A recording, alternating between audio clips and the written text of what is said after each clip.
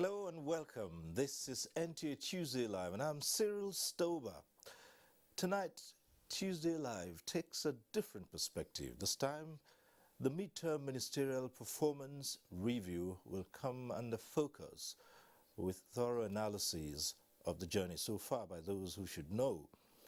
Now, it's going to be engaging and revealing. But first, just before we go into the discussion, let's take this report put together by Adamu Sambu. The Ministerial Performance Review Retreat, third in the series, provided an opportunity for the senior government officials to undertake objective assessment of their stewardship in line with the contract the Buhari presidency signed with Nigerians on the delivery of pre-election promises.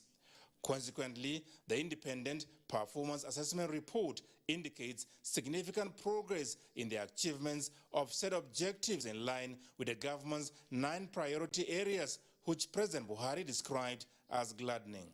The discussions at the retreat have prompted the need for us to ramp up implementation on the deliverables. We must close the gaps in our implementation efforts to ensure that we attain set targets by 2023. The Office of the Secretary to the Government of the Federation is to immediately begin the process of convening quarterly coordination meetings for each priority area based on the collaborative results framework. This is with the aim to ascertain status of implementation across the 9 priority areas, identify bottlenecks, and prefer immediate solutions. The government is reassuring Nigerians that fiscal measures will continue to be implemented to keep the economy on the trajectory of growth, while issues that foster corruption and impair transparency in the management of public resources are to be addressed. We will continue to reach out to the poorest and most vulnerable households through the National Cash Transfer Program and other initiatives of government. The Ministry of Humanitarian Affairs, Disaster Management, and Social Development has been directed to come up with a legislative framework for social protection that also guarantees its funding stream. Efforts will be geared towards removing all bottlenecks that militate against access to government support schemes by SMEs. Government will adopt a holistic approach to industrialization that is aligned with Nigeria's aspirations and requirements. Expanding access to quality education, affordable health care, and productivity of Nigerians will also be prioritized, so also the completion of all ongoing legacy projects across Nigeria. I am confident that the lessons we have learned will serve as the needed tool to propel every ministry to remain committed towards the achievement of our developmental objectives. The Secretary to the Government of the Federation, Boss Mustafa, gave a rundown on the recommendations from the panel discussions aimed at addressing prevailing challenges and Nigeria's prosperous future.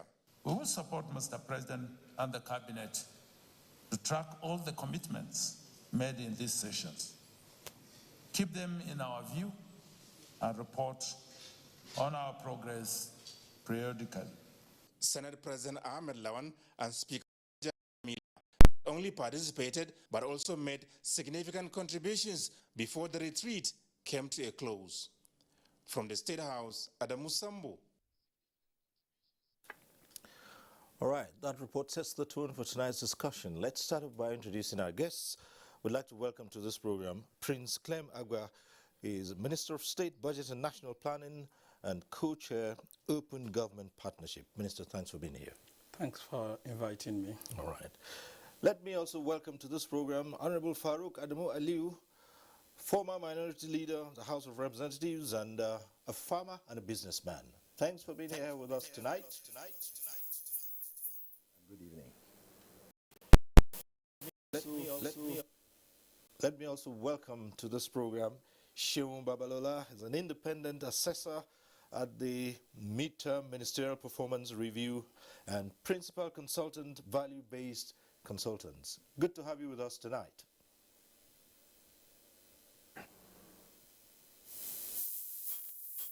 All right, and joining us from our Ibadan Network Center is Professor Aderibibe Olomola, economist and head Research Management Department of the Nigeria Institute of Social and Economic Research, NISA.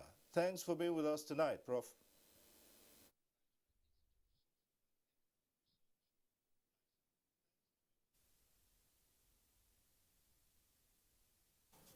All right, so now that we have introduced our guests, let's quickly look at why the Midterm Ministerial Performance Review. Now, there's been the regular reviews, but this is termed the Midterm Ministerial Review, which is a little bit different from the normal periodic reviews. Why is this unique in itself, Minister?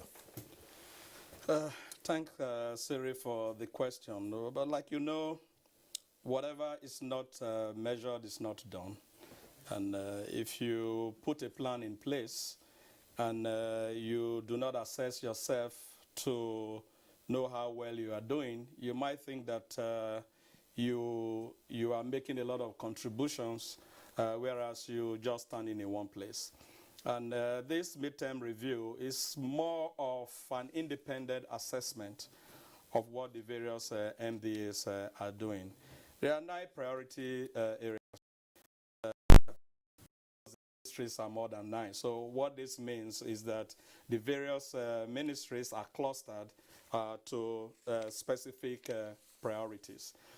One ministry might be meeting up with milestones and the other one isn't, and then means working across purposes. So reviews like this gives opportunity for those discussions to take place, so we know where we are doing well, where we are not doing well, what we need to do to reinforce the areas where we are doing well, and the areas where there hasn't been so much traction, find out why we have those issues, and how to make recommendations on how to deal with them. In some cases, you'll find that certain indicators or targets are even refined based on the current reality. So it is essential that having done about 2 years of a 4-year term, that we need to take stock and know whether we're in the right direction or not. And more importantly, when this stock taking is from an independent assessor.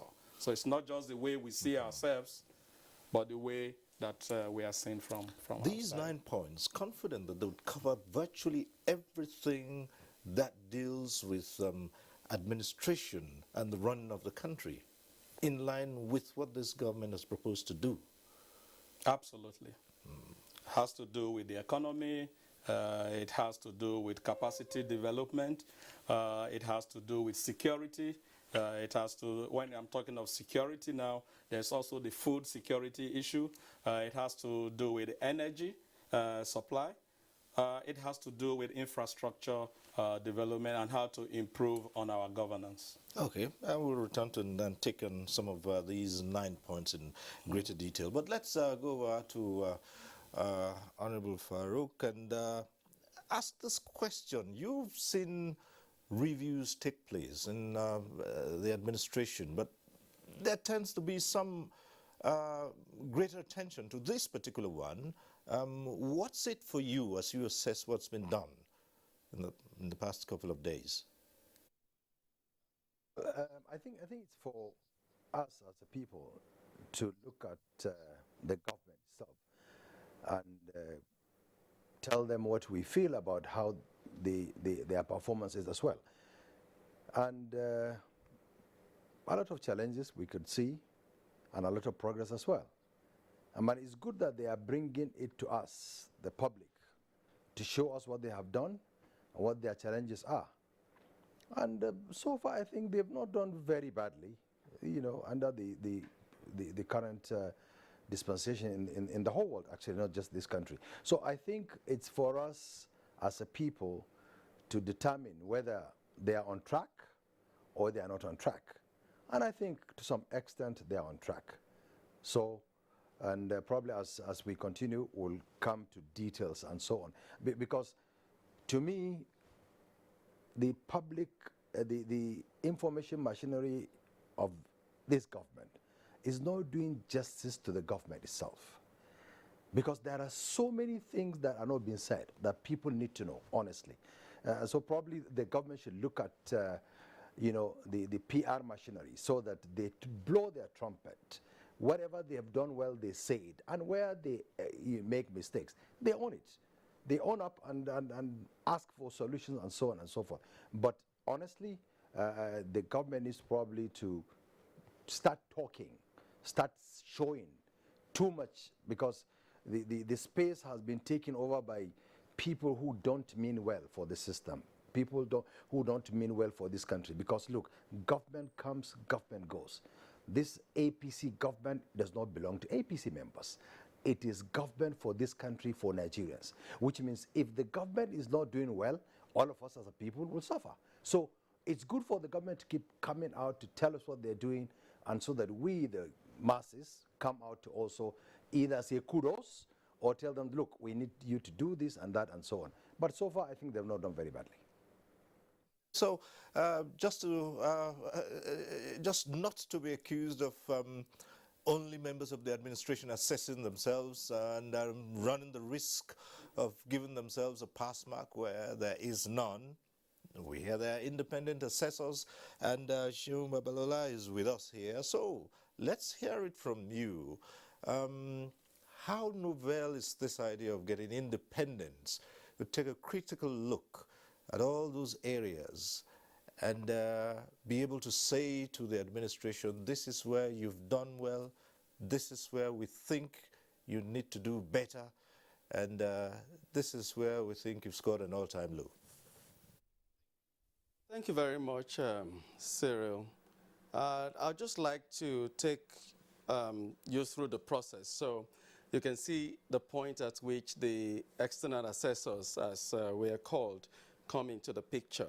So before you measure something, like the Honorable Minister has said, you need to set targets. So what the government communicates to the people are what we call electoral promises. And the government has done well to narrow it to 9 areas, which you'd begun to mention, and then maybe we'll go into much later detail. So having made those broad areas, for example, stabilize the microeconomy, that's just a statement. What does it mean in actual figures? What does it mean in terms of inflation rate? What does it mean in terms of exchange rate? These things that impact on the economy of citizens. So the first thing was to create a results framework so that the government could say what this translates into in numbers, and then set targets for a particular period. So what level of inflation will both Nigerian citizens good? So from that, ministries are asked to create projects, initiatives, policies, and programs to meet those targets. And those are the things you hear being called deliverables. So ministries go ahead, set those targets, create those deliverables, and now try to budget for it and to start trying to run those programs. So the next phase are bilateral discussions with ministers. So this assessment program that is culminating in this review today actually started months ago, where the ministers and the ministries are basically tasked with confirming those targets that they have set and agreeing them. The third is the Ministerial Self-Assessment. So these 3 stages, the external assessors have been coming. The ministries themselves gather data, analyze the data, and say on this target and at this time, this is how far we have gone.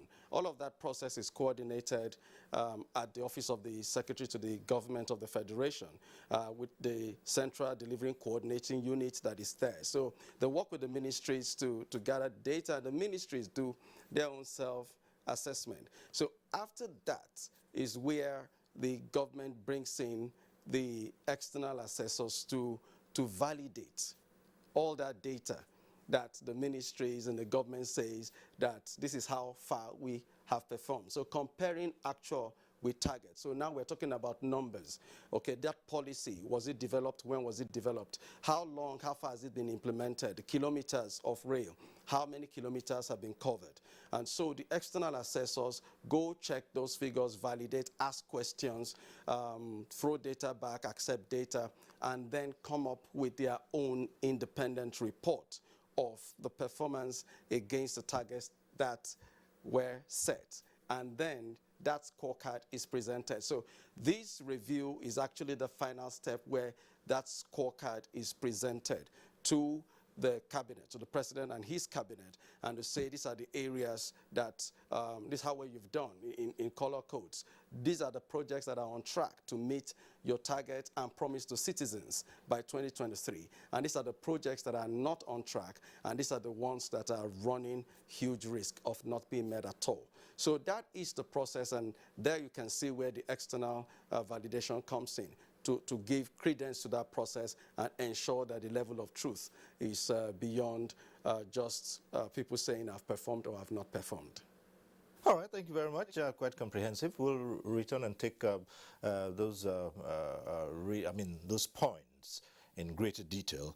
But time to go over to our Ibadan Network Center, and there we have Professor Adiribibe Olomola, who's with us. And Prof, what do you make of this arrangement? The fact that the government is taking a look at what it set out to do and how it has achieved its own targets, and the engagement of external assessors to also value what's on ground. Thank you very much, Cyril. This is a welcome approach in strategic planning and strategic development. And I think we need to appreciate this effort. You have priorities laid out at the beginning. Within a period of 4 years, you get to a midterm. Now you come together to review what has happened so far. And then you keep track of some key priority areas that you, for example, you make some promises and you are expecting some deliverables. I think this is we need to appreciate this. But I think what we make out of the review is going to be far more important than the results themselves. We need to look at the gaps after the review, and we need to see how we move speedily, the speed of adjustments. Obviously, there's going to be a lot of adjustments to be made in the various target and priority areas. We need to see before the end of 2023, or at least before the end of the 4 years, we need to see how we really accomplish, how we move fast, what adjustments to be made, how we think through the process. I think this is going to be far more important than the review itself. And part of the review is also what we are doing now. You have the self-assessment, you have data gathered, you have independent assessors joining the team. Now you are throwing the whole thing also open to Nigerians so that we can jointly look at where we are, look at what has happened, look at what we have achieved. I think this is in order. It's also provide opportunity for Nigerians to chip in, to make their own suggestions, to harness ideas from all Nigerians, and then to use these ideas to energize, to galvanize, and to increase the impetus and momentum of movement so that we can really accomplish all these targets before the end of 2023. Thank you very much, Prof. Well, just to remind you that this program, apart from running on the network service of the Nigerian Television Authority, is also live streaming going on YouTube, so you can be part of this program as it goes on. Now, Minister, let's come to some of the key factors here. The president of the African Development Bank spoke at this review, and he talked about Nigeria taking a decisive step with regard to its debt challenge. Now we're looking at a debt of about 35.46 trillion at the end of the second quarter. Now, how decisive can this country be in taking up this challenge? Yeah, Siri. First, we have to examine why we are taking debt. Why is it that we are borrowing, and what it is that we are borrowing for? Like my sister, the Minister of Finance, has always said, we have a revenue challenge. And we have set up the Strategic Revenue Growth Initiative. We are in the second version of it. And with what we have put in place, we are unlocking about 1.6 trillion, which will also help us in financing the 2022 budget. You have seen that over time, the GOEs have never been part of the budget. You know, in 2020, we brought in a set of GOEs. Last year, we brought in the remaining set, which is 60, you know, and then you can now see that the revenue profile is beginning to increase. What we have now done is to work on the finance bill to look at how the expenditure of these various GOEs to cap them, and then the independent revenues that are coming in, how we'll take all of them 100%. That in itself is what is unlocking this additional 1.6 trillion. With COVID, there was a shutdown generally in the world, and Nigeria was no exception. We lost about 57% of revenue, especially coming from oil. So we had to look for alternative ways and means of funding the budget. And you will see that in terms of the revenue projections, we are beginning to do a lot better with non-oil than with oil. Before now, we would say that Nigeria is a mono-dependent economy, and that there is a need for diversification. This is because crude oil was contributing 90% to total government revenues, and about 90% also of the forex that we get. But today, crude oil sector is only now contributing about 35%. The non-oil sector is beginning to perform a lot better. The targets that we gave to FIRS, they surpassed it. The targets to custom, they met it. You know, we are building in more efficiency into the system in order to ensure that the revenues come in. These are the things that will help. But at a time like this where the world is challenged and revenues are a problem, countries are in recession, this is the time to inject more money into the economy. Create a stimulus, you know, employ people, create activities so that we will not perpetually remain in a recession. And that was the reason the economic sustainability plan was put in place. And you saw with what we did with the economic sustainability plan, we only had 2 quarters of negative growth. And we quickly came out of that recession. So rather than being a U-shaped recession, it was a V-shape. And it's because of the spending that we did. So this is the time to spend. It is not wrong to borrow. It is not bad to borrow. But if you are borrowing for consumption, then that is an issue. Okay. But we are borrowing for infrastructure. All right, Honorable Farouk Adamu, you know, when the question of borrowing is raised, quite a number of Nigerians are on edge, and you think this worry is justifiable, thinking that perhaps the country might acquire so much debt and might find it very difficult to meet these obligations. So generally, some people have said they're worried about what the future will be. It's true. I mean, it's worrying for people that the country is borrowing. But then, just like what the minister said, is the government borrowing to pay salaries or to, you know, for merrymaking? No. The government borrows to develop, because look, this is the first time in this country, in a very long time, that government is deliberately injecting into infrastructure. Just 2-3 days ago, we had tanker drivers who wanted to go on strike because of the bad roads in the country. And this government is trying to address that challenge. The rails are being done, the airports are being done. So, and you see, just like what I said, part of the things that the government is probably not blowing its trumpet is now crude oil. When it said crude oil sells for $80 or whatever amount, Nigerians think that that $80, all of it comes into the kitty of federal government. No. This is also the first time in this country that the JV agreement, the joint venture agreement between NNPC and these other oil companies that is being met. This government is trying to pay. Probably when we sell oil at $80, probably only $20. The minister is there, he can confirm. Probably only $20 come to the government, the revenue. So these are some gaps that people need to know. The government needs to borrow and ensure that, look, we fulfill our promises, are part of the agreement with the joint venture companies.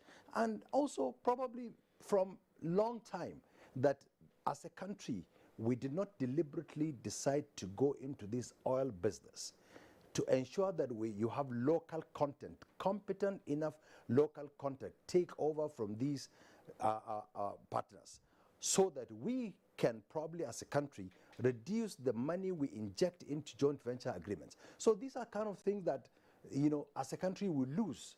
And before this government came, the previous government never get to pay. That's why when you hear that NNPC is owing a lot of money, that's why as of today, NNPC cannot contribute so much because we are, as a nation, we are trying to make sure we pay what we have taken.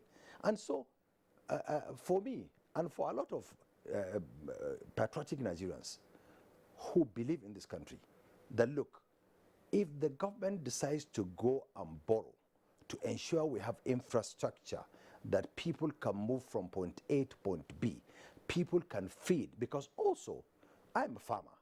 This is the only government so far, I'm an old man, that has deliberately injected so much money into agriculture. Today, you find that so many people like me, I wasn't a farmer before, I've gone into farming. So many Nigerians have decided to go into farming. This is also the government that has ensured that before this government came, there were only 2 fertilizer blending plants in this country. When fertilizer was imported into this country, today, there are over 46 blending plants in Nigeria, all courtesy to this government. So you could see various interventions that this government is doing to ensure we sustain ourselves as a country. So if the government borrows and shows exactly where the money is going, I think there's not a problem with that. Unless if the government borrows to do something else which we are sure. The government does not borrow, and the minister is there to confirm. The government does not borrow to pay salaries, and so on and so forth. So I think the government is on track. Certainly. Okay, fine. Minister, you wanted to chip in. Yes, the Honorable is right that currently as oil price goes up, the crude oil price, we get little or nothing as revenue because whatever we sell, we are also using to bring in products and we do the recovery, which you would want to call a subsidy so that Nigerians do not suffer. So we are not having any advantage of an increase in the price of crude oil.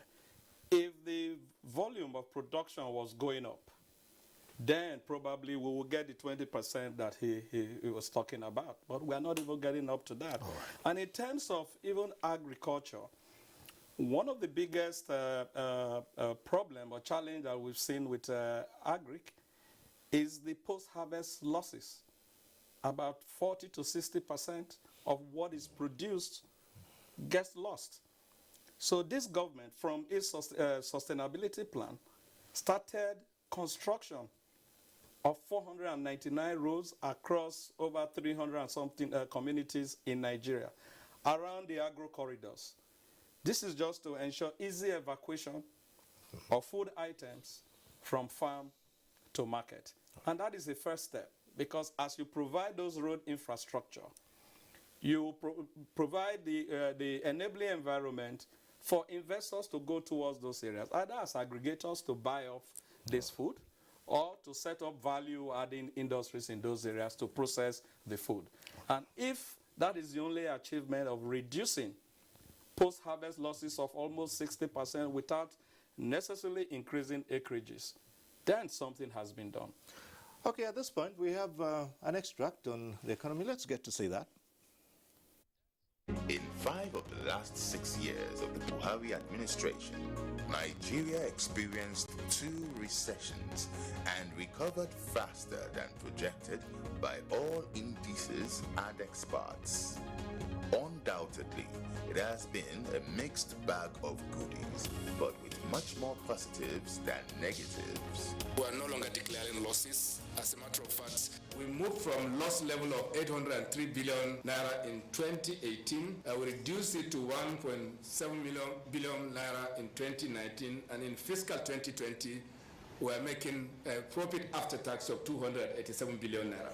What did we do differently to arrive at this? Actually, it is a continuous process. Since this administration came into being in 2015, there was very drastic changes to the way we do our business. One is to cut costs, to be more efficient, and also to ensure that this company is transparent and accountable to Nigerian people. The 287 billion is profit after tax. That's a net profit. No doubt a huge progress, but by no means sufficient. This company, the NNPC, this is the largest corporation in Africa. We hold the largest reserve of oil and gas in the whole of Africa, and indeed by ranking across many countries and jurisdictions, our potentials are bigger than 287 billion naira. This company is a trillion naira profit company. And I believe that the board members and the Honorable Minister of State, with the help and support of Mr. President, will take this company to the next level. Subsequently, we should be in a position to tell Nigerians that this company has come of age and is here to serve all the Nigerians.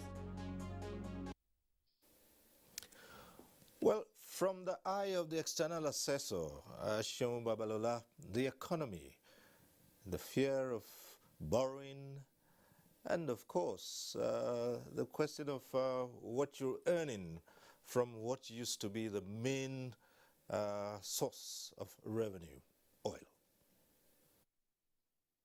Thank you very much, Siri. I think this is a source of concern to citizens, and from what we saw or what I heard or learned from the performance review, because it was also something that came up, because during the performance review, you don't only have government officials, top government officials and the cabinet, you also have very, very high-level resource people speaking to government on issues of challenge, not only to Nigeria, but to all over the world. So you have top economists and, like you saw, the president of the African Development Bank. So, and then top, leaders in the private sector. So there's a very rich cross-pollination of ideas. So on the issue of debt, one of the things that came up was the thought that we typically measure debt by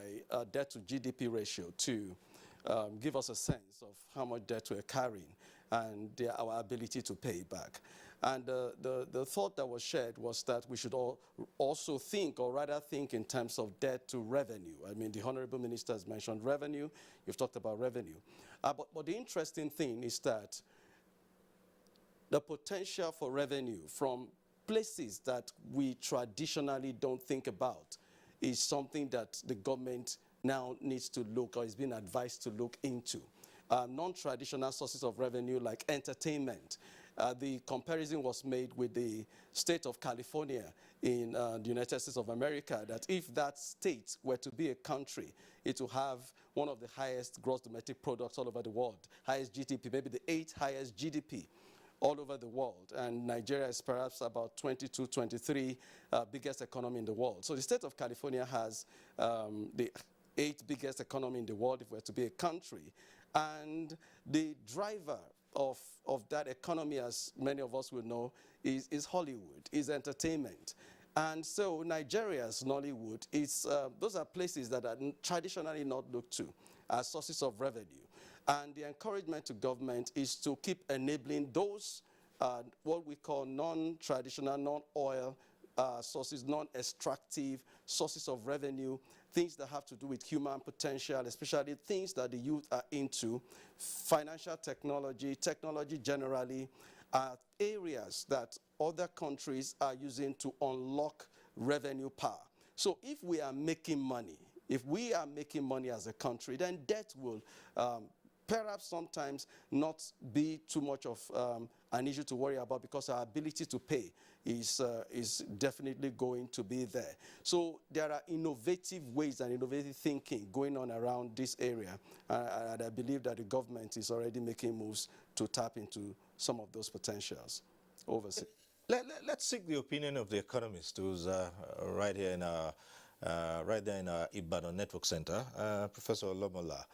The question of sustainable growth of the economy in the face of debt and borrowing. And these are the questions that people would normally want to find answers to. How do you sustain growth? How do you take care of the debts?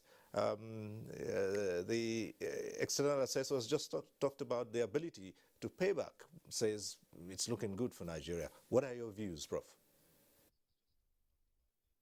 Yeah, thank you very much. The issue of debt is a very naughty one, and it depends on who is doing the analysis.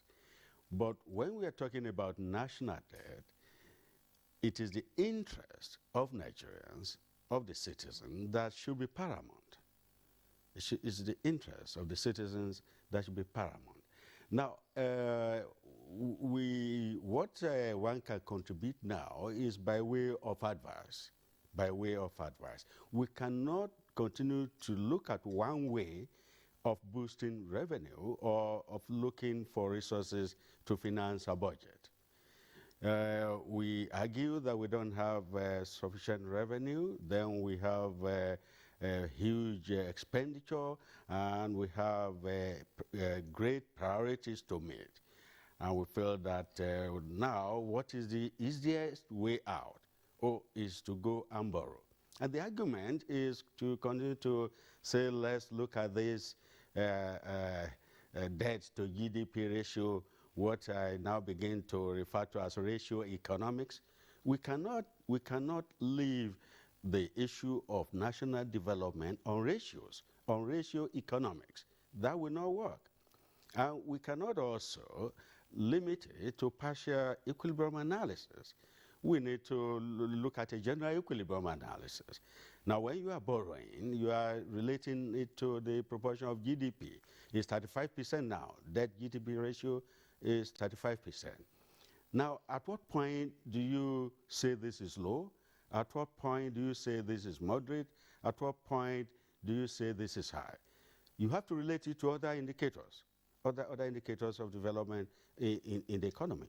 Now, let us look at per capita GDP itself.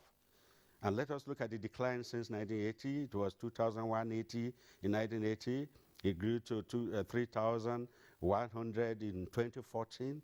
It declined to $2,229 in 2019. Now, let's look at employment itself and unemployment. If you're not employed, you will not get income at the household level. This is where the citizens are concerned. And as government, we also have to look at tax revenue. Now, if you want to generate revenue to finance budget, you look at tax revenue. What are we doing to make sure we expand the tax base? So we need to look at this. We shouldn't feel that because we have not made the debt to GDP ratio of 50%, or we still have latitude. What is the latitude that we have to create jobs, to invest, so that we can get tax revenue? And this leads me to the kind of indicators we are also looking at in this midterm review. For example, are we looking at business startups? How many medium or micro and medium enterprises have started since in the last 24 months, for example? Is that one of the indicators? I would like to see that. Because if, for example, over this last 2 years or so, if we double or triple, or we have thousands of small and medium-sized businesses operating, by now they will have operated for some time, and they will also begin to employ people, and then they will also begin to generate their own revenue, and then they'll be paying tax. And if we have thousands of that taxpayers, then we will be expanding our revenue. And if we expand our revenue... Okay. Yes, Minister. I hear the Prof talking as if the only source of our revenue has been borrowing. That isn't true. I talked about the Strategic Revenue Growth Initiative, where we have put all the revenue generating the agencies together. And I did say that even FIRS had performed the target that we had given, and even customs. So we are going to review those targets upwards. They didn't just happen by magic. There are things that we put in place to improve efficiencies of their performance. And we're also working with customs to also change their mindset, not to see themselves so much as a revenue-generating agency, but as a trade facilitation organ. And once that approach is used, you'll find that we are going to get more revenue to flow in. All right, Prof, at this point, let me just come to you with two quick issues, Prof. Yes, if you're there with us. Just two quick issues here. You talked about taxation, and many Nigerians would say, well, that is another sensitive issue, because there are quite a number of Nigerians who think that, well, they're sort of... Prof, are you there with us? Oh, there. Okay. Yes, Prof, are you there with us? Okay, fine. Just two quick issues I'd like to raise with you. One's to do with taxation, which you just spoke about. And many Nigerians would say that the issue of taxation is sensitive too. There are those who feel that they are overtaxed to start with. Then there's another point which I'd like you to quickly comment on, and that's the observation made by Vice President Yemi Osinbajo when he said that Nigeria's the exchange rate is artificially low, and that is scaring away investors. What are your thoughts on that, quickly?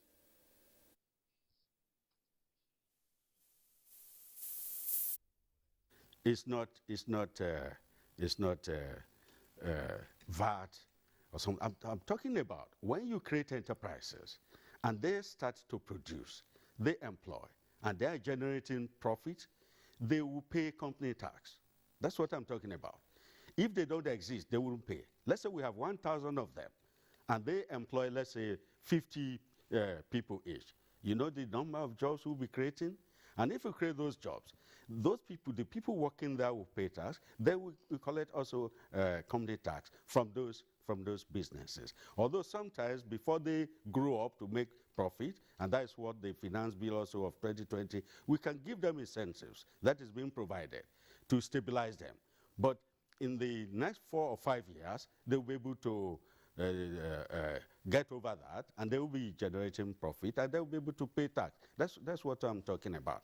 Now, with regard to the exchange rate, you know there are various factors that is causing the exchange rate.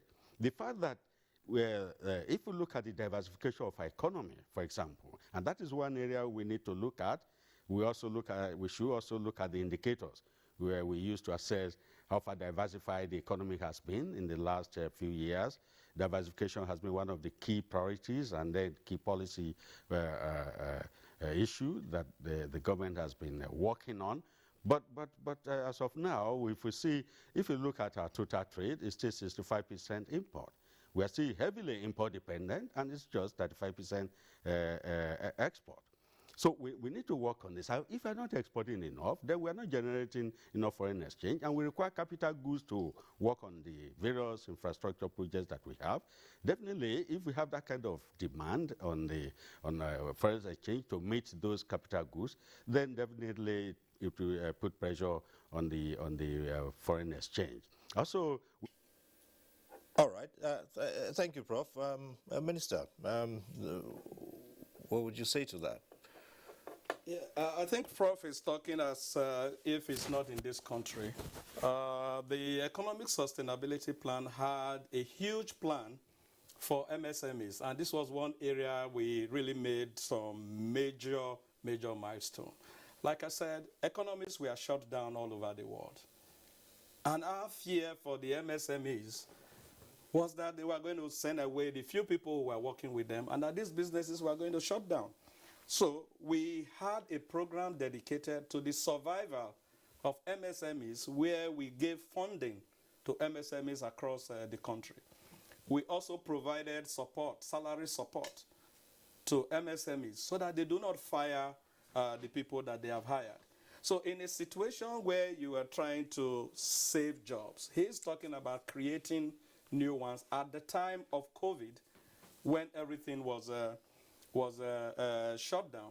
He also spoke about diversification, and I think that a little while ago I did mention that Nigeria used to be seen as a monodependent country, and the reason for this is because crude oil was the only provider of 90% of revenue and foreign exchange. But today all that has changed.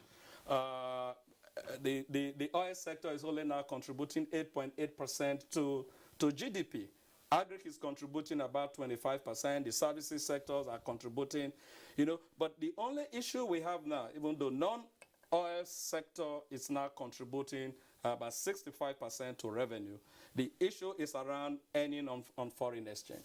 And that we have looked at. We looked at various binding constraints that are responsible. And a lot of this has to do with our product space and product complexity. And this is the thing you cannot change overnight. What do I mean by this? Look at agriculture. We're still at primary stage of production. You produce the raw materials. Maybe cocoa you sell at $100 per ton. And then we get the finished product back at $1,000 per ton. So if you look at in terms of balance of trade, we have lost $900. And so this is the issue around the product complexity. So that's why we are talking about those rural roads around agro corridors, because that's the vast majority of our food comes from the rural areas. So that by the time we begin to build those value-adding industries, our product complexity would have improved. We would be able to process our raw materials to the extent that we can now sell them. Rather than sell raw cocoa, raw yam, but you will be now selling processed.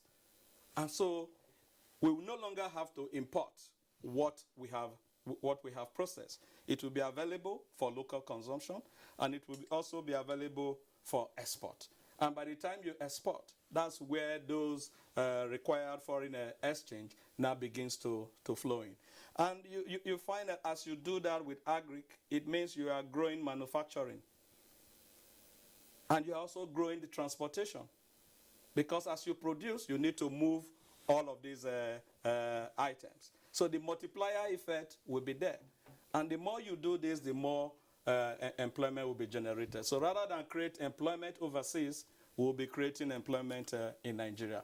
So what we are now focusing on is not just diversification. We've qualified it. We are focusing on concentric diversification. In the oil and gas industry, let it be diversified, because currently it is not diversified. In the agri area, it's not diversified. So be concentric in the diversification in these various areas. And that's the only way we can have sustainable growth. Well, it also takes us to the point where we take a deeper look at agriculture, and let's see this extract on agriculture and the development of it. As of the year 2014, Nigeria's imports of rice, fish, wheat and sugar amounted to about 1.3 trillion naira worth of foreign exchange from the Central Bank of Nigeria, CBN. With three major staple food security crops, maize, cassava, rice, and Nigeria's over-reliance on crude oil earnings undermining the CBN's ability to attain macroeconomic stability in times of low oil prices, the pressure of food imports on the naira was unprecedented. Therefore, diversification of the economy through agriculture also meant that Nigeria would depend on herself to ensure food security. So, On November 17, 2015, when President Muhammadu Buhari launched the Anchor Borers program in Kebbi State, situated in Nigeria's northwest geopolitical zone, many were skeptical. Some Nigerians thought that the CBN should be focusing on monetary policy rather than crop cultivation. They didn't know of and were not ready for the Buhari effect. President Buhari knew that Nigeria's annual consumption of over 7 million tons of rice far exceeded her production capacity. In 2015 alone, 3 million tons of rice were imported through Nigeria's former ports and other informal cross-border channels. Furthermore, Nigeria's imports of rice from Thailand, India, and the USA amounted to about $5 million per day. With the Anchor Borrowers Program, ABP, Nigeria's rice output in 2019 saw a 60% increase from 2013 to 4.9 million tons. Today, the Buhari effect has seen Nigeria move from the world's largest importer to the largest producer of rice in Africa, with the return of visible rice pyramids. Under the ABP, over 700 billion naira has been disbursed to farmers across Nigeria for over 21 crops, including oil, palm, and cocoa. It is the success of the program that has enabled the massive rice pyramids Nigerians see unveiled in Kebbi, Jigawa, Sokoto, Niger, Kwara, Ebonyi, and Ekiti states, with rice harvested from the various states and rice farmers involved in the Anchor Borers Program, ABP. Well, Honorable Farouk Adamu, or should I say Farmer Farouk Adamu, because by own words, you are a convert now. So here we are in your field, agriculture. Let's talk about that. What progress has been made? A lot of progress, honestly. You see, but unfortunately, as a people, we need to be patriotic. We need to love our country. Now, the amount of money, they spoke about 700 billion, all in trying to ensure farmers go back to farm and they grow. Some unpatriotic citizens of this country have even refused to pay back. Not knowing that, look, if you don't pay back, which means your neighbor, your friend, your brother, or somebody from another state will not, get the benefit of doing that. So this is all part of what the government has suffered, or central bank in particular. So honestly, central bank, to me, they have done so well in such that the first time they did Anchor Borrower Program, they put money through Nigeria Agricultural Bank. A lot of people didn't pay back.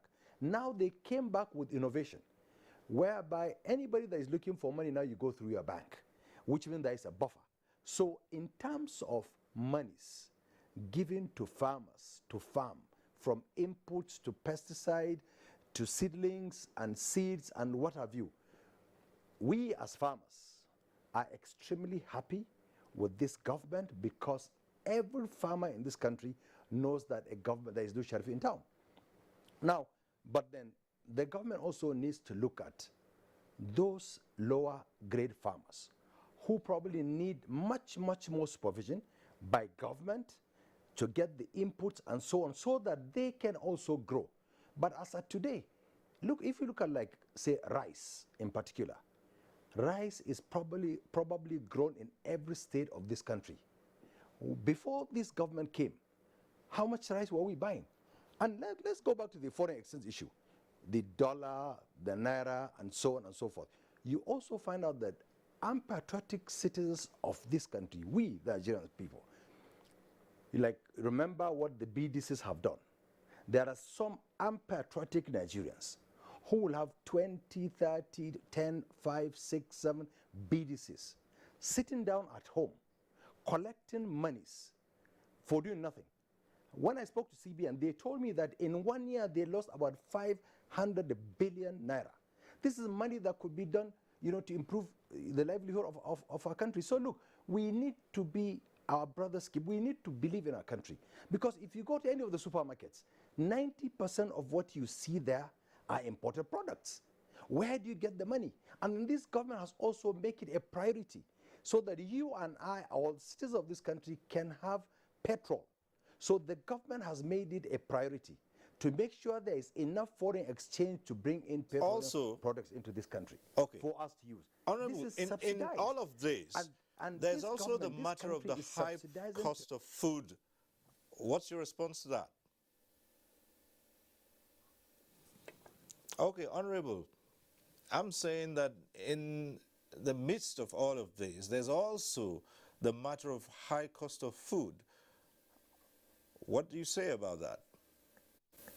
Cost of food, there are so many things to it.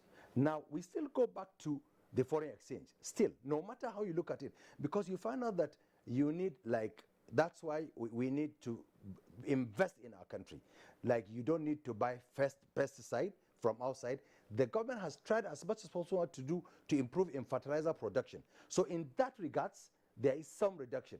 But this year in particular, or various, from 2-3 years now, the insecurity has also contributed. A lot of farmers didn't go to farm, which means there is low in production. Also this year, unfortunately, the rains have stopped, in most part of Northwest, Northeast, which means some crops will not even yield. So these are some of the things that are putting the prices up. It is not because of lack of trying, but some nature, as I said, rains have not come. 2, security. Now the government now needs to certainly improve in the security architecture of this country so that people can go to farm, because this is serious threat to the food security in this country now. In northwestern part of the country, a lot of people will go to farm. Views of Seun Babalola on this. Right. Yes, let's quickly get the views of Seun Babalola on this. An issue from the assessment point of view is one of the things that came out clear. So food production is up, agricultural yield is up due to a lot of these interventions that have been mentioned. And then food prices are also up. So the question is why? And that's the question you've asked. And the answers are in between what the minister has shared about the value addition and what Honorable Farouk has mentioned about. The good thing from an assessment point of view is that people are examining these courses, and that's what performance assessment is all about. One of the things that came, I'll just add, other than what they have shared about, is the value addition component of the food processing, the food agricultural chain. So you have massive yields coming out from the farm. The minister has spoken about access roads. So where there are not enough access roads, the goods perish. A good quantity of them perish before they get to the market. So even when they get to the markets, all these goods, agricultural products, are seasonal.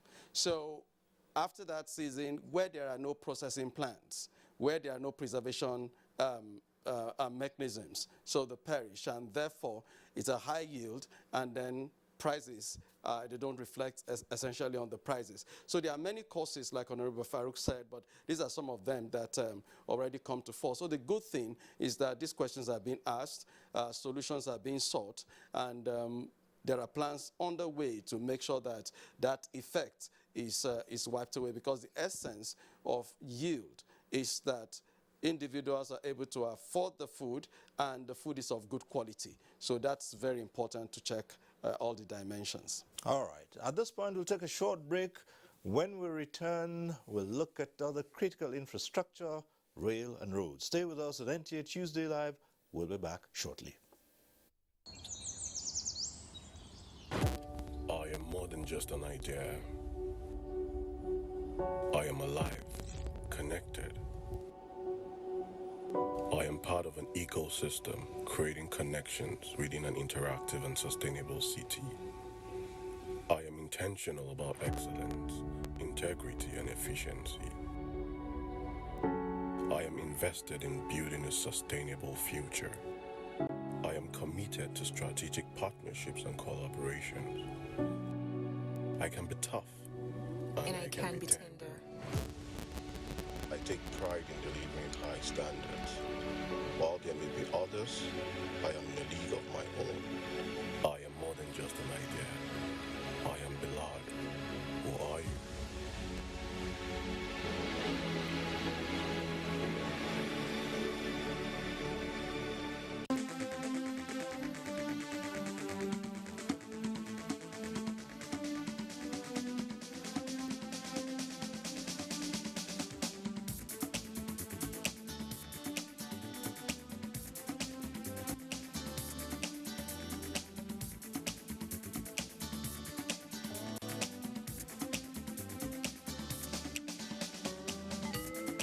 NTA Tuesday Live, a network issue-oriented innovation talk show. Right, thanks for staying with us. And well, this segment is where you can get to join in the discussion in the studio. The phone lines will be on your screens and you can take advantage of that. But let me quickly say this, as we always say, if you get through, do us a favor. When your call is passed to the studio, turn down the volume of your TV set. That's the way to avoid the hurlback or the echo. And as we always encourage you to do, please go straight to your points you want to make, your question or your comment. Don't bother about the greetings. What's important is your comment or your question.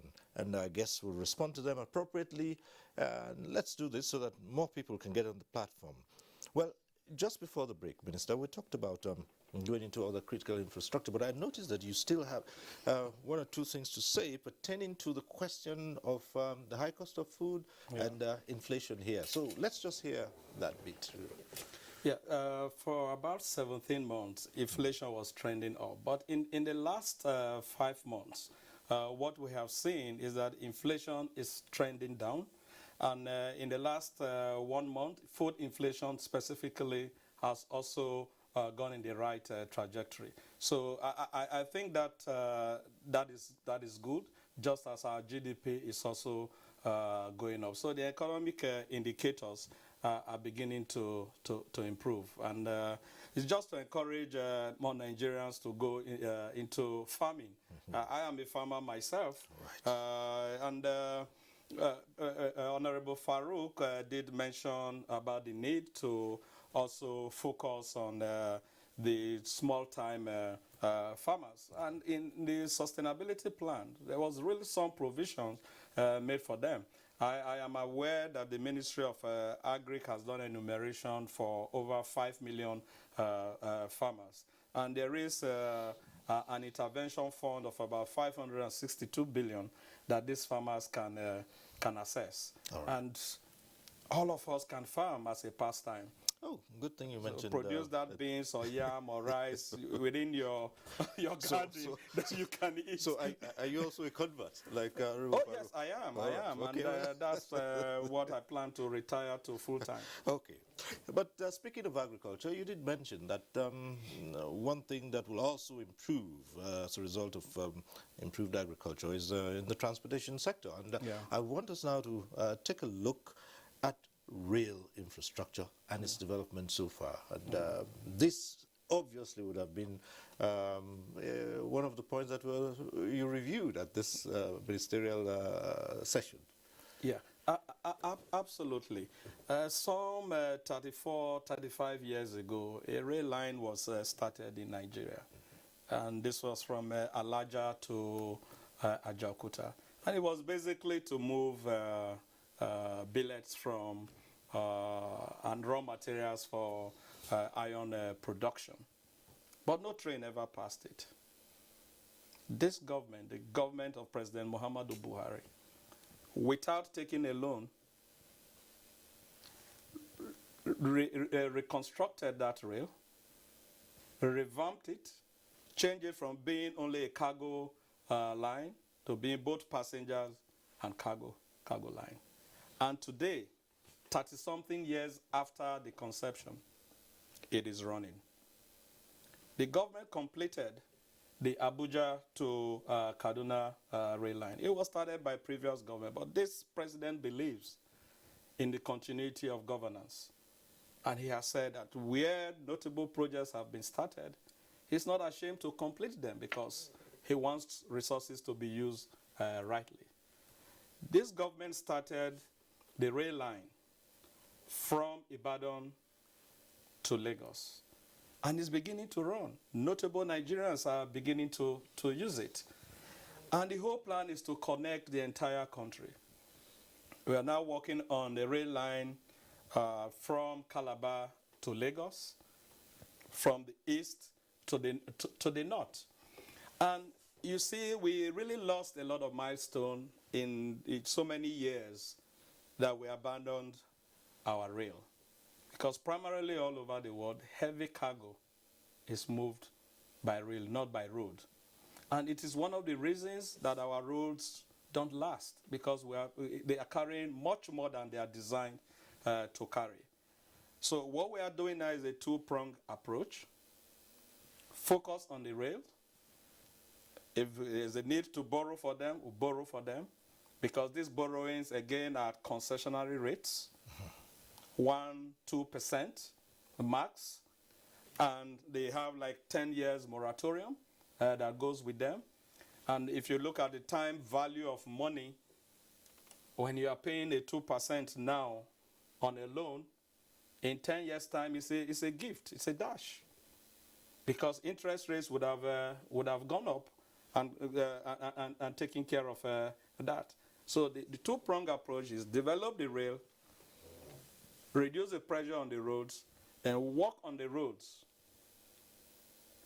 And these roads are to be connected to the various rail corridors. Okay. And then they're also looking at production of food across the country and ensuring that these rail lines go to these trading routes in order to be able to move these heavy goods with the rail and save our roads.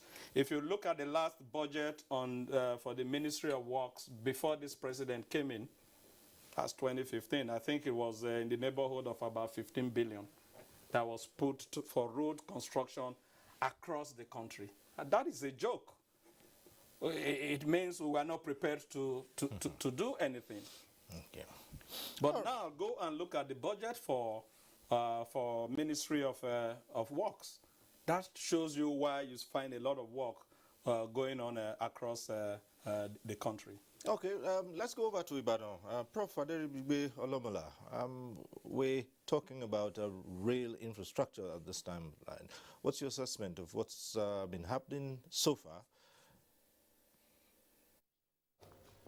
Yes, I think a lot is being done in terms of the rail network across the country, which is impressive.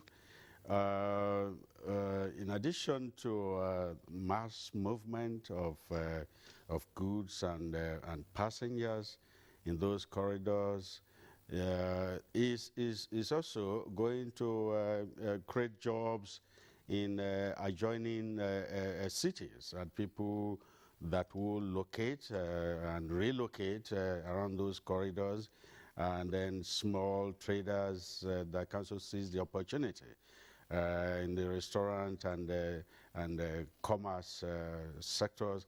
They can also benefit from this, as it is happening all around. So it is a good investment that is going on there. But one suggestion one can make here when we are talking about infrastructure, because what we normally do sometimes when we want to look at infrastructure or even a certain area, even in agriculture that we are talking about, we'll just focus on one area and then leave other areas for about 4 or 5 years.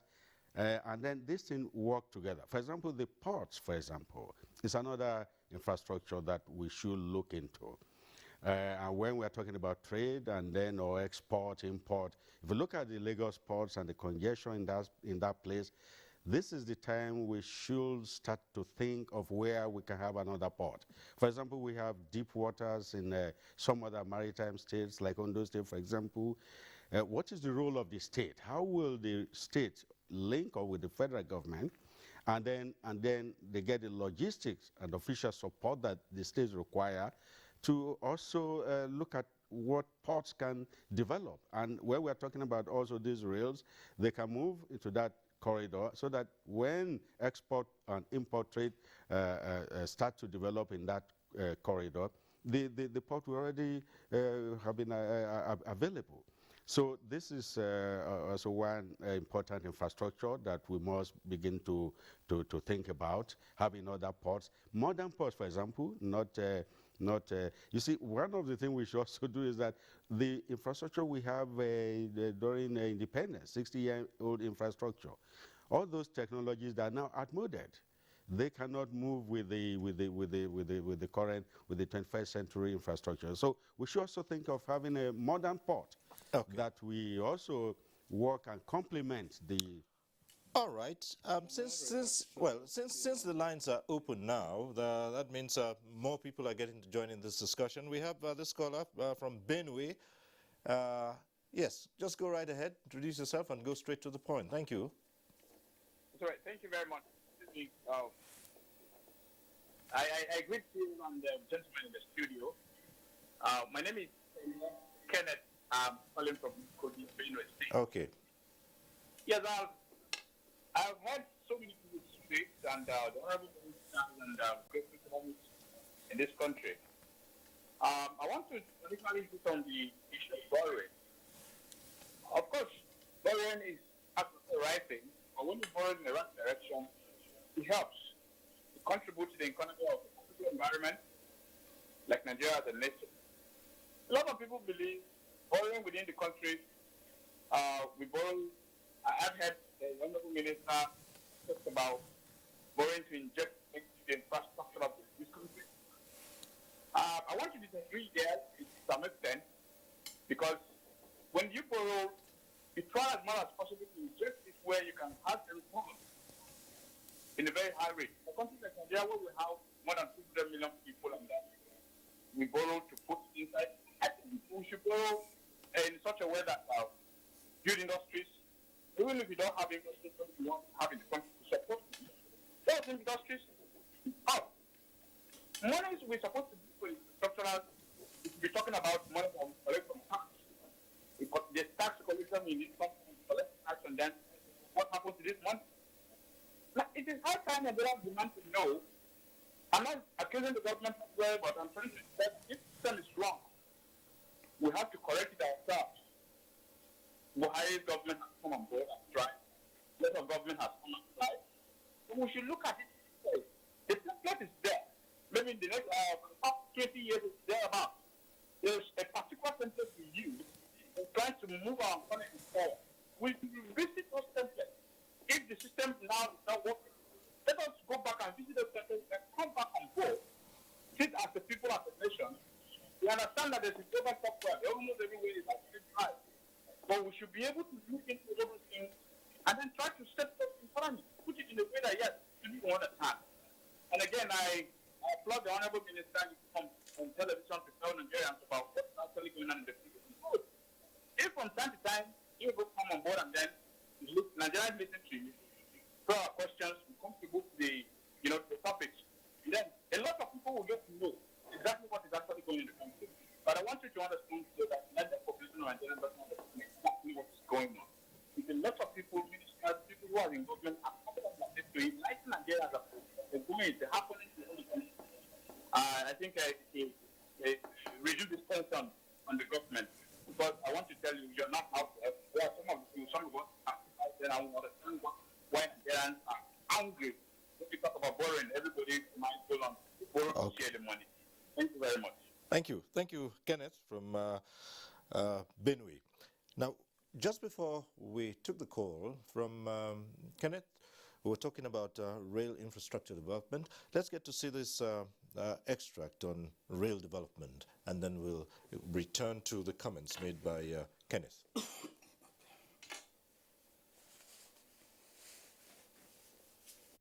2016, we had only operation on the narrow gauge from Port Harcourt to Gombe, Lagos to Kano, and we are moving goods and passengers. We will have a train running from Lagos to Kano and Lagos to Offa.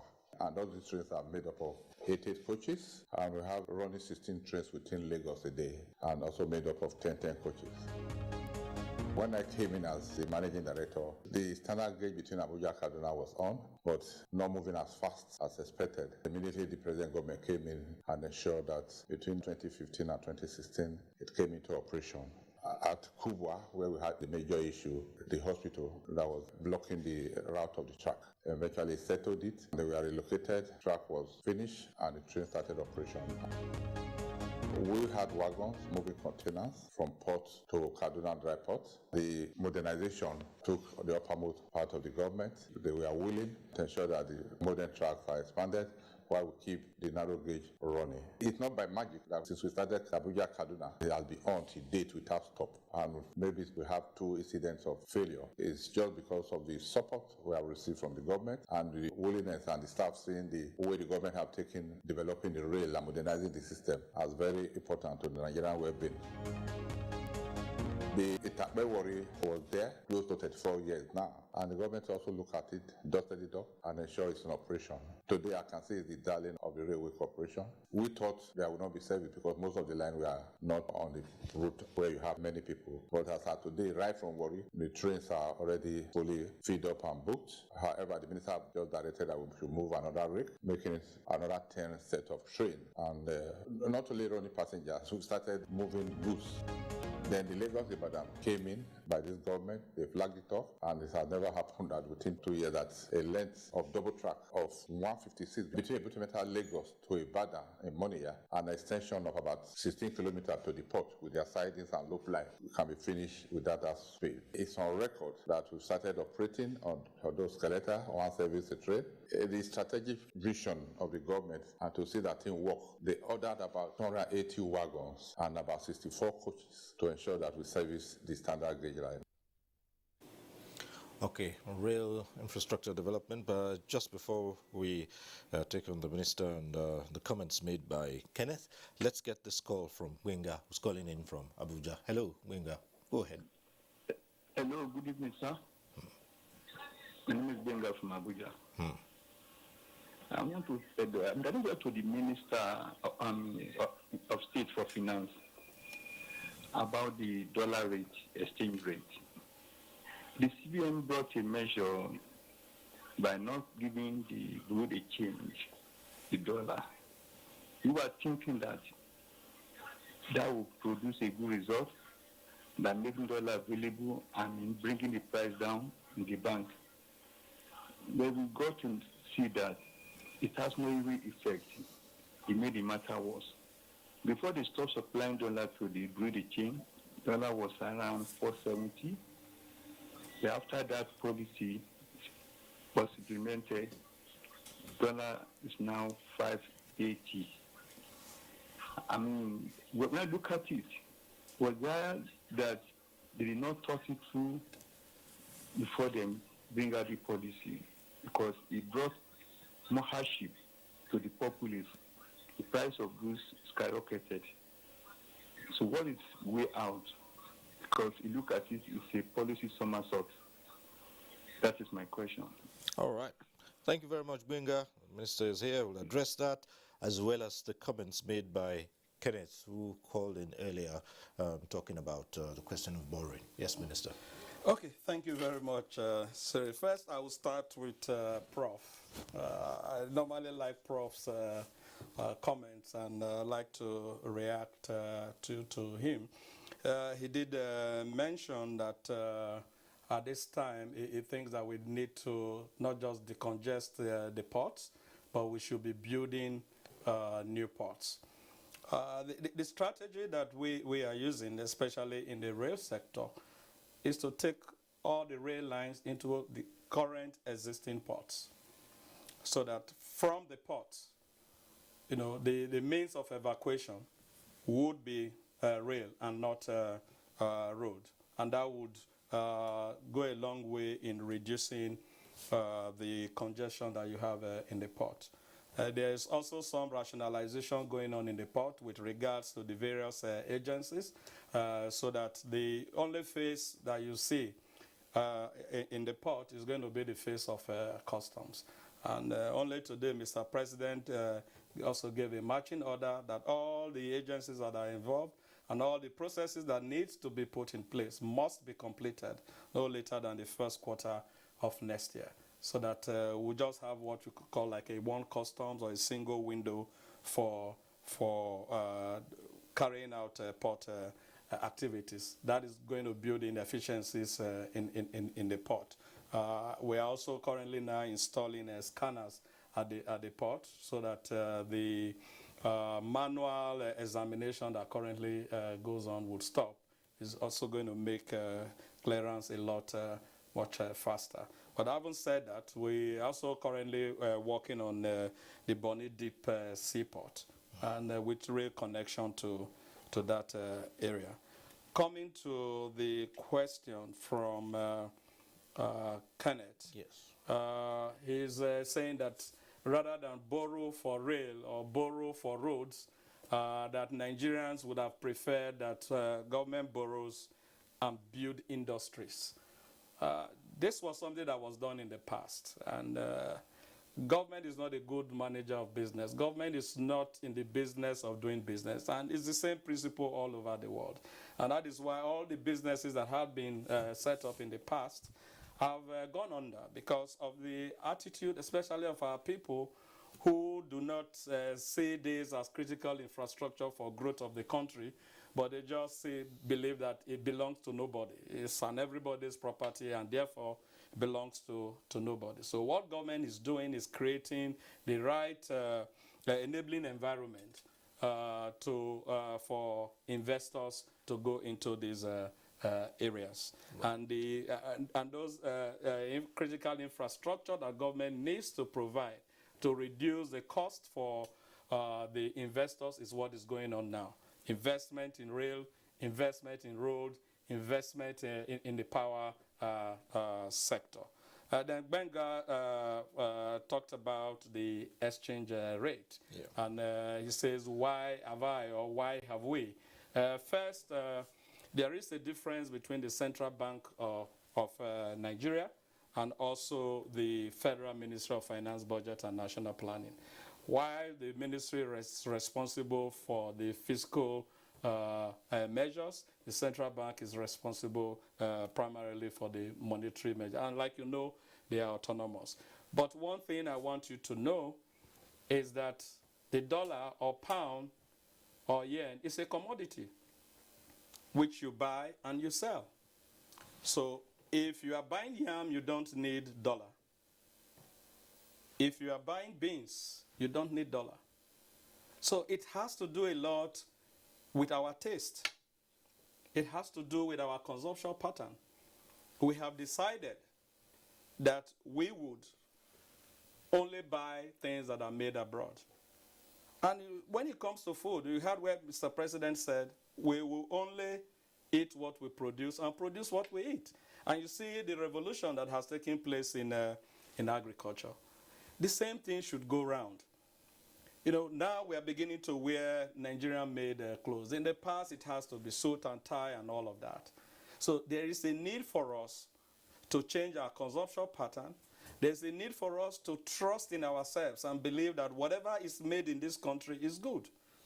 You find that shoes are made here, but people wouldn't buy them. But when you take those shoes out of Nigeria, made in Aba, take them to Cotonou and bring them back as made in Italy, we spend so much money in buying them. It is because of the lack of confidence in ourselves. And we believe that it's only when we wear something that is imported that makes us look good. So I think that attitude thing needs to be dealt with. And you'll find that the pressure on the dollar will reduce. So it's a demand and supply thing. If the demand for dollar is so high and we are not earning dollars, then the exchange rate is going to be high. So that's my response to Benga. Okay, we have another call coming through, is that? No, not really. So as we talk about development for the critical infrastructure, we just touched on rail transportation. Closely tied to that is roads. And for the roads, it's been, you know, a difficult, how many years now would I say, for Nigerians who have had to contend with the very, very, very bad shape of many roads. And this also has affected the economy. But let's hear from Honorable Farouk Adamu what your take is on the development of roads under this administration. Before I touch on the roads, I want to also respond to the Honorable Minister. You know, I think the government needs to, you know, of course we have high taste, foreign goods and so on, which is no good for us. But then the government needs to look into power issue in this country. While we want everybody to start producing in this country, you also find out that there is no electricity. That's the truth. So I hope part of what they did in the analysis of what the government has done, I hope power has also been given adequate attention so that there will be enough electricity for the people of this country to start producing things in this country. So that also the government needs to look at it. So it's not just Nigerians as well. But then yes, we need to be patriotic, we need to, you know, use made in Nigeria products and so on. Now to the roads. The roads in this country are really, really extremely bad. But they didn't start today. And we have to give kudos to this government that, you know, I remember very well, you know, I cannot say I'm not a member of APC. I am APC a stakeholder. I know before we came as a government, as a party, there were more than 360 roads contracts that were awarded and no monies were provided for. And when this government came, those 360 plus another 160 are, as I speak to you now, being constructed. But of course, it has taken so much time, so long in this country for a government, any government, to be this serious. So the government of today has done very well. Whether it has done enough, no. Whether the government needs to do more, yes. The government needs to continue to spend and ensure the roads are done well. And then look at also the investment in the road network. I know Kano Maiduguri, that was abandoned, is been finished. I know Lagos Ibadan, that was also abandoned, is being done. The second Niger bridge is almost being completed. About 3-4 days ago, the Minister of Works was speaking about the Niger roads. Monies have been allocated, or time, or I think attention is being given to that part of the country. Now, the government needs to continue this, I mean, like the borrowing to do the roads, so that these roads can be better. Nigerians still travel, 90% of Nigerians travel by road.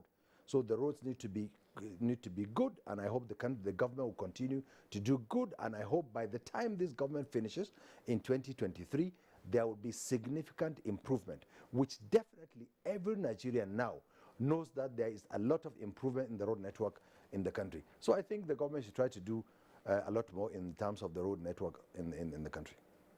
Well, we started off talking about rail, and then we went into roads. But from your assessment, roads and power, of course, we're going to come to power, because there was no way we would have ended this discussion without going into power. But now that Honorable Farouk Adamu has brought it up, let's hear your assessment of how much this administration has done about power and roads. All right, so in terms of roads, I think Honorable Adamu has mentioned the efforts going in. I think one of the things that the assessment saw was that all of the issues that we are discussing here are things that the indicators have shown, and government has been making a lot of investment in those. The need, which is what Nigerians are saying, the need is very enormous. Just like the Honorable said, our population far outgrows what is on ground. There's pressure on these infrastructures. A lot of them have not been maintained for years. So the urgency of the need is very high. So whilst the government is investing a lot, citizens naturally will be impatient because it hasn't gotten to my turn. But from an assessor's point of view, I think the good thing, the positive thing is that the government is making a lot of effort. You will notice that in terms of infrastructure generally is very, very capital intensive. And what we've seen from the assessment is that the government is not just looking at one source of funding for these capital projects. Like you would have seen that there are infrastructure vehicles that the government is setting up to ensure that the resourcing for these projects are in place. And some of those projects are the ones that the Honorable said are being completed. And these lines and facilities are also going to fund more of those projects. So that's it from the assessment point of view. These things have been highlighted, and then we can see the programs the government are putting in place to address the urgency of these Umar issues. from Birnin Kebi has been trying to call in. Okay, do we have him now? Do we have Umar from Birnin Kebi? He tried at the start of the program. Yes, my name is Umar Anase, calling from Birnin Kebi. Yes, go right ahead. Thanks for calling back. Thank you, Cyril. You see, it is this government intervention, all the government intervention program, right from Uncle Borowa down the line, virtually have failed because of the corruption. I use myself as an example. I spent 2 years pursuing loan, but up to today that I'm talking to you, I did not get that loan. The NASL becomes a corruption department of the CBN. It's a corruption. It's clean corruption. I don't know. The other time they said they don't want this thing. They want EDI. That is Entrepreneurship Development Institute. We register with EDI. We spent almost 1.5 years. Up to now, we could not get that loan. We registered, we did everything. The NASL gave me their account, interviewed me, but up to now that I'm talking to you, the money has not been released and nowhere to be found. And we are told that this money is earmarked by the Bankers Committee, but to release the fund becomes a problem. This is where the economy is going to be improved. The small and small business enterprises, they are the movers of the economy in every country. But in Nigeria, I don't know honestly.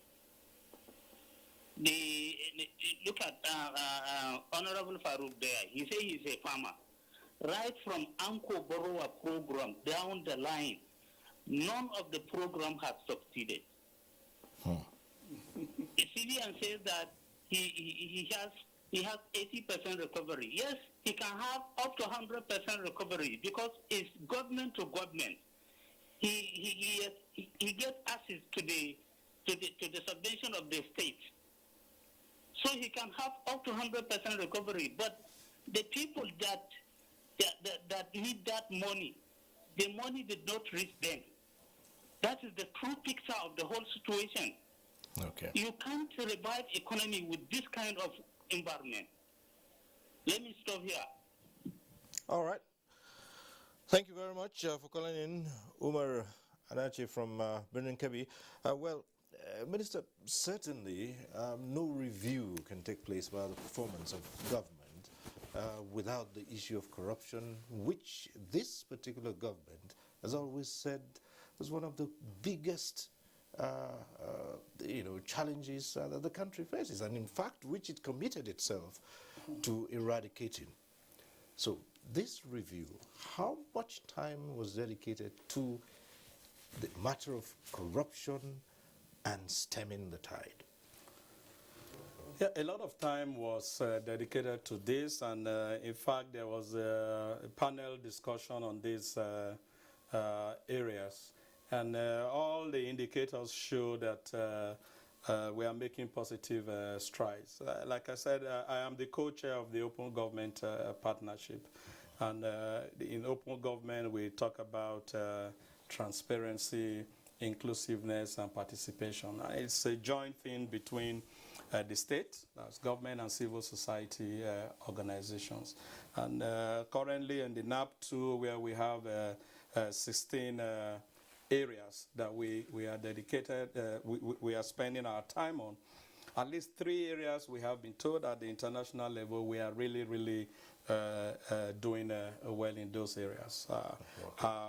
Openness in the budget process itself, the open contracting, the beneficial ownership register that we are currently working on. All right, and so listening to corruption has Umaru, yes, that's what I was going to say. He was talking about how do you corruption respond to with, what he yeah. So you say that first and foremost, when Honorable Farouk was talking, he talked about the Anchor Borrowers Program, initially how it started and how funds were lost, because again, typical of us, we believe it's government money, belongs to us, so if you've given to me as a loan, it's our money, so there is no need to pay back. 2, central bank does not give out loan directly. It's a lender of last resort. And so what they are doing is through commercial banks. So that is, you have to deal with your bank. And the bank has to ensure that they are able to get their money back. So if they have done your profiling, they have looked at the necessary criteria, and they feel that you will not be able to pay back, it will be an issue. But what government has done is to set up these interventions and have discussion with central bank to say, this should be single digits intervention. And in fact, with the sustainability plan, it was 5%, because it used to be 9%. But we had special negotiations to say it shouldn't be 9, it should be 5%, to also make it easier for individuals to be able to pay. So if you haven't met up with the criteria precedent for you to take the facility, it has nothing to do with, because it's not a gift. Okay. It's not a dash. And Honorable Farouk also talked about power, the need to work on that. I absolutely agree with him on that. It was also discussed at the midterm review. A special purpose vehicle has been set up by Mr. President for this under the Presidential Power Initiative, because right now the generating is not the problem. It is the transmission and the distribution. That's where we have the bottlenecks. But one solution which we currently now applying, and it was also in the sustainability plan, is the off-grid solar power, so that you don't necessarily have to be in the grid, you know, to get power. And this can be done around the rural communities where there's currently no power. Well, just before we go over to Honorable Farouk Adamu for his response, I'd like to take you back to Omar Anache. He believes that all the intervention programs have failed. What do you say to that? They haven't failed. And that's the point I've just made. There are lots of Nigerians who can attest to the fact that they were able to access the funds because they met the criteria precedent. And even with the MSMEs, a lot of Nigerians have. And in fact, I think one of the panelists today did say that maybe we need to publish names and forget about the issue of data protection and all of that. You know, so that Nigerians can indeed see that their brothers or sisters have received what they received. Okay. Well, Honorable Farouk, it's over to you to respond to the issues that were raised by Umar Anache. You know, to Mr. Umar, yes, as a Nigerian, probably he is entitled to his opinion. But honestly, I can testify to the fact that in Kebbi State, where Umar comes from, probably his neighbor didn't even pay back. In Kebbi State, that's where this Anchor Borrower program started. probably got more money than any other state.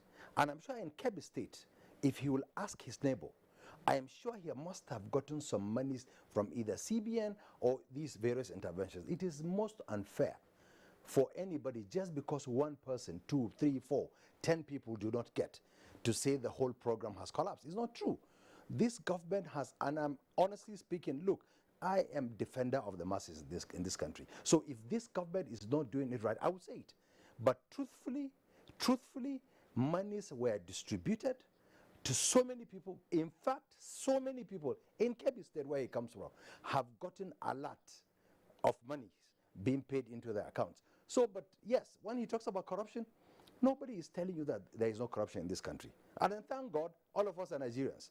So whatever you see in this country is the reflection of you. And that's why this government put it as one of its cardinal principles to ensure the government fights corruption. Whether corruption it's not happening, no. Yes, there are still corrupt public officers in this country. But then whether this government is doing things deliberately to ensure that there is it is brought to minimum, it is done. But then we need cooperation of Umar and I, and we don't sit in Birni Kebbi and say CBN is corrupt or anybody. Probably next door to you, so there is also a corrupt person. Do what you think is good to yourself and make sure, and I assure you, Umar, I want you to please talk to your governor. Your governor knows. Your governor is the vice chair of the food program in this country.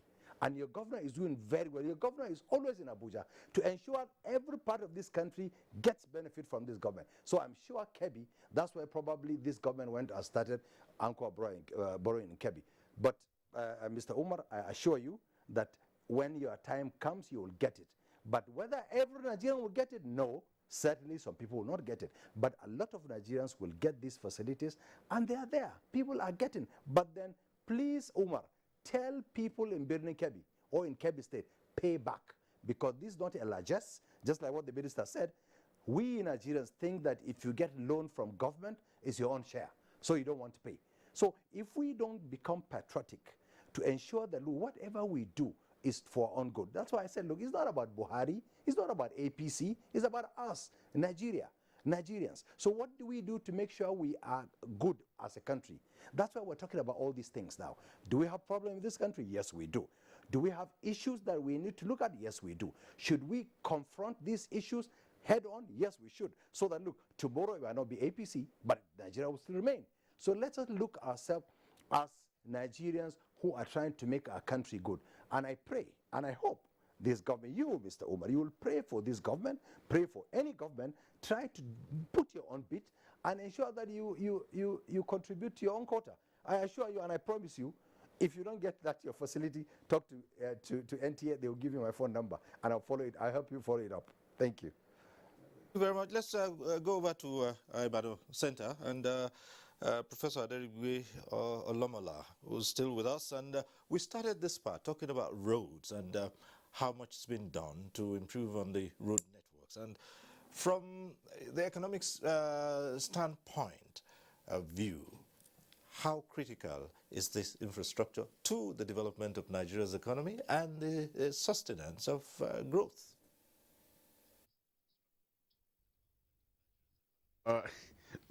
Thank you very much. We're really spending a lot of time on road.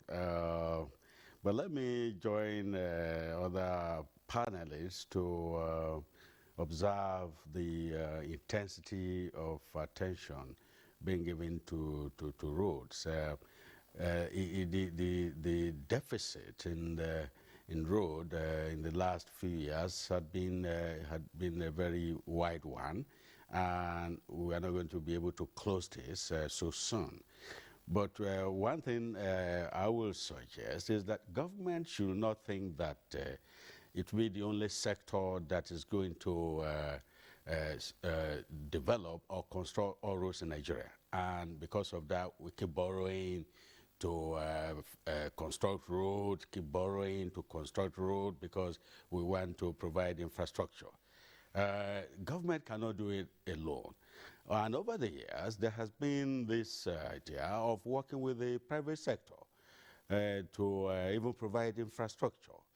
And so rather than thinking that government budget should continue to increase, year in, year out, and when we don't have the revenue, we go ahead and borrow, we need to work with the private sector. If we have some infrastructural facilities in different parts of the country, that the private sector can partner with the government to provide, government should explore that opportunity. Government cannot, there's no amount of budget the government will provide and will satisfy the infrastructural gaps we have in Nigeria in one budget year or even in 2023. And we therefore have to prioritize our budget so that we can have money that will remain for other things. We must also think about human capital development. We cannot be talking about physical development alone. We should look at human capital development. Some of the people that are applying for loans and they cannot get it, they may not even have the capacity. Have we tried to build their capacity? The institutions, we should also look at education. Over this period, I'll be glad to see the performance of the education indicators and even health indicators, so that if we don't build a human capital, we will not be able to even get the kind of growth that we expect from these facilities in terms of the governance, in terms of the management. Governance is even very important. This road we are talking about, what about the delivery time frame? And so when we're also looking at the indicators, we say, okay, this is the performance. At what time? I mean, what we have observed actually sometimes is the time lag before some of these milestones are met. How do we look at the governance system, even of infrastructure provision? So we need to look at this. Look at the health, for example, what we are spending on health in Nigeria, and even the effect, even on foreign exchange we are talking about. Between 2010 and 2020, for example, we are spending about 11 billion as medical expenses outside the country.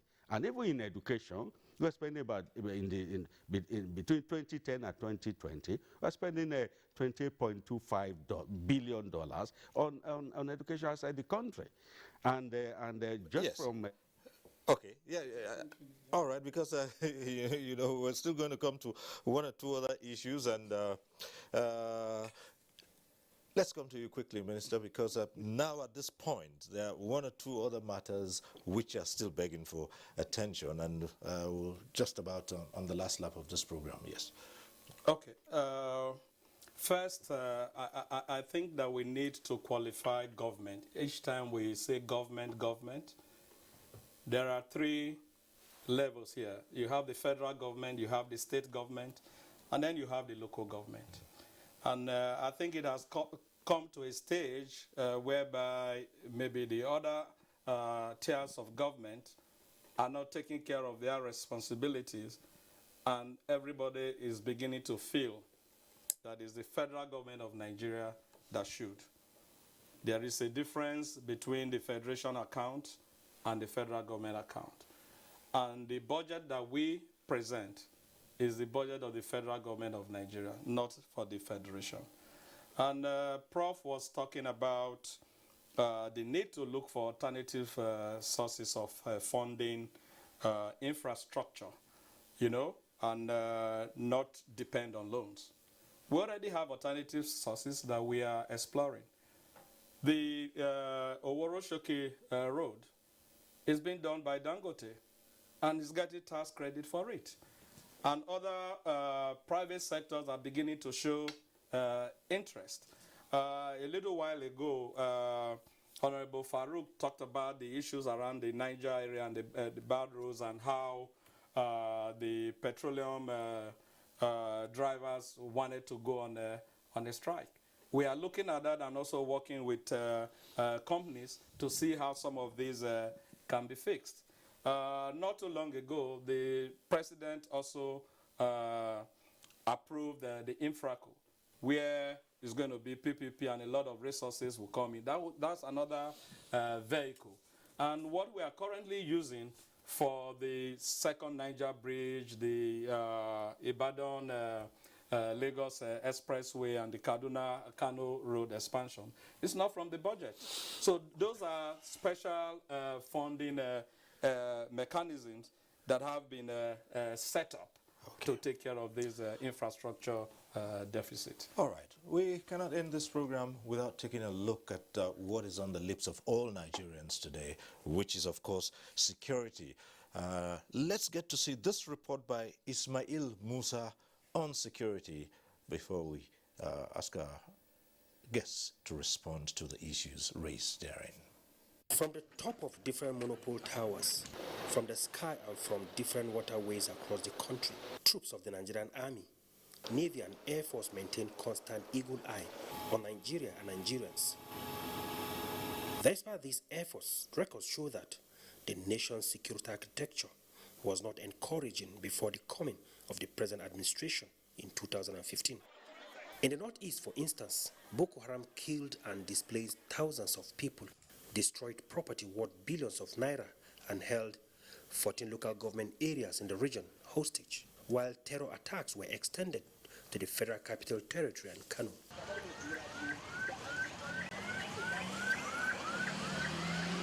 One will not appreciate today when he could not recall what happened yesterday. We sleep with our eyes open. Militancy and kidnapping disrupted oil exploration and business activities in the Niger Delta region, while farmer headers crisis overwhelmed the people of the North Central.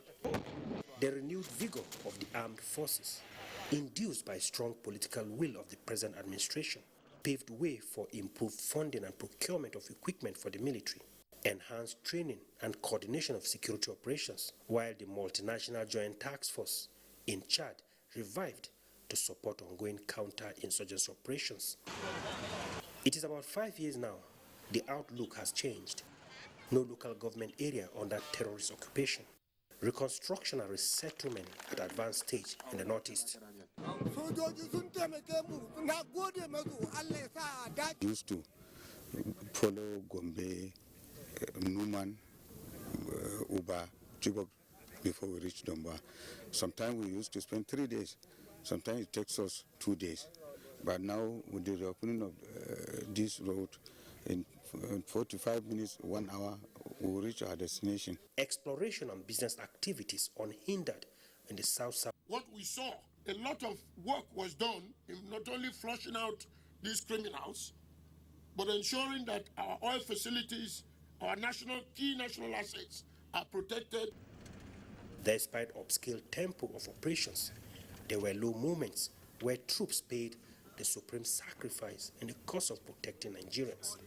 The urgent task before the security agencies, as highlighted by people interviewed, is to eradicate terrorists hibernating mostly in parts of Borno State and the fringes of the Lake Chad. Current wave of banditry and kidnapping in parts of Katsina, Kaduna, Zamfara, Sokoto, and some major routes across the country. Similarly, it is critical for the public to desist from hoarding information and harboring criminals in the quest to succeed in the fight against criminality. Ismail Musa, NTA News.